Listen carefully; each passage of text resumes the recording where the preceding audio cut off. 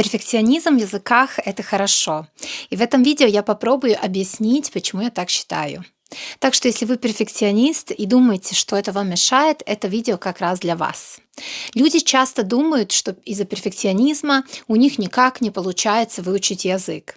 Они хотят говорить идеально, правильно, и из-за этого появляется сильный страх ошибок, а он, в свою очередь, очень сильно сокращает время разговорной практики. В итоге процесс замедляется и получается такой замкнутый круг. И с одной стороны, да, это так, эти люди правы, и у многих именно так и происходит. Но это еще не вся история. Есть люди, и я сама такая, у которых перфекционизм, наоборот, помогает в изучении языка. Мы каким-то образом научились его приручать и использовать себе во благо. Оказывается, если посмотреть на изучение языка через 4 основных навыка — чтение, аудирование, письмо и разговорную практику — то для двух из них перфекционизм становится отличным топливом. Это чтение и аудирование. И это очень логично. Дело в том, что эти два навыка не ограничены во времени. Когда читаем статью, рядом нет человека, который ждет от нас мгновенного ответа.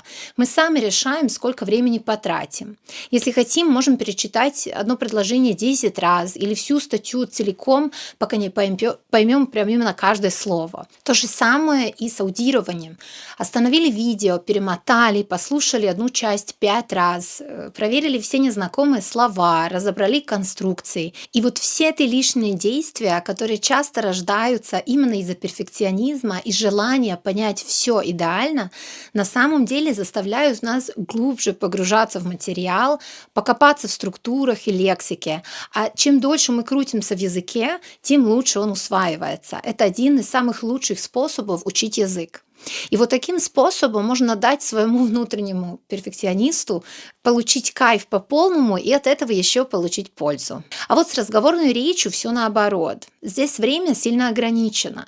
Рядом всегда есть хотя бы один человек, и есть коммуникативная задача, которую надо решить прямо здесь и сейчас. Поэтому мы в первую очередь опираемся на то, что уже более-менее автоматизировано в речи. Все, что сверх этого, сопровождается поиском слов и ошибками.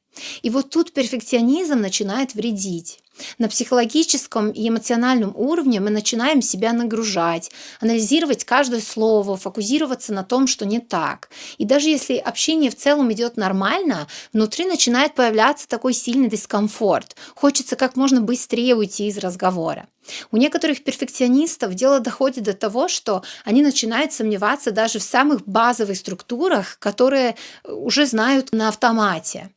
Вывод такой: перфекционизм в языках полезен только тогда, когда у нас есть время для маневра, когда мы уже начали решать какую-то языковую задачу в чтении или аудировании, или понять и потренировать грамматическую структуру. В этих случаях он становится очень хорошим инструментом. Туда же и shadowing для тренировки разговорной речи. Именно поэтому эта техника так хороша, потому что дает нам возможность в своем темпе порепетировать речь и произношение без давления, которое обычно существует в обычных разговорах. Это не значит, что на разговорной практике нужно вообще расслабиться полностью и говорить как попало, не стараясь. Конечно, нет. Разговорную практику лучше воспринимать как такое поле для экспериментов. Здесь можно пробовать новые конструкции, проверять гипотезы, ошибаться и просто держаться в процессе, а не оценивать себя слишком строго. А вот все остальное время, время импута, то есть чтения, аудирования, шадоуинга, можно смело давать волю своему перфекционизму, без страха, что это сделает хуже. Поверьте, это сделает только лучше. Что касается письма, тут ситуация сейчас довольно неоднозначная. Большинство людей уже честно признаются, что для письма они просто используют искусственный интеллект. Но если представить, что вы все-таки хотите тренировать навык письма самостоятельно, то здесь перфекционизм занимает такое промежуточное положение. То есть на начальном этапе, особенно если у вас слабый навык письма на иностранном языке, важно писать много и без сильного перфекционизма. Здесь нужно количество, чтобы выйти на качество, то есть понять, как вообще строится текст, почувствовать стиль. Дело в том, что разговорная и письменная речь часто довольно сильно отличаются по уровню формальности, лексики и так далее. По сути, мы учим чуть ли не новый вариант уже знакомого языка. Поэтому я бы разделила работу с письмом на 2 этапа. Сначала без перфекционизма. И здесь цель просто писать как можно больше, чтобы выработать привычку. А потом, когда привычка уже есть, можно включать перфекционизм и учиться писать по-настоящему хорошо и с толком. Теперь остается только потренировать самоконтроль и внутренний диалог во время разговорной практики. Конечно, с первого, второго, даже пятого раза вряд ли получится. Но если регулярно пробовать сознательно переключать внимание с анализа своей речи на саму коммуникацию, на собеседника, на то, что он говорит, как он реагирует, то со временем у вас точно получится взять перфекционизм под контроль и сделать его своим союзником в изучении языков.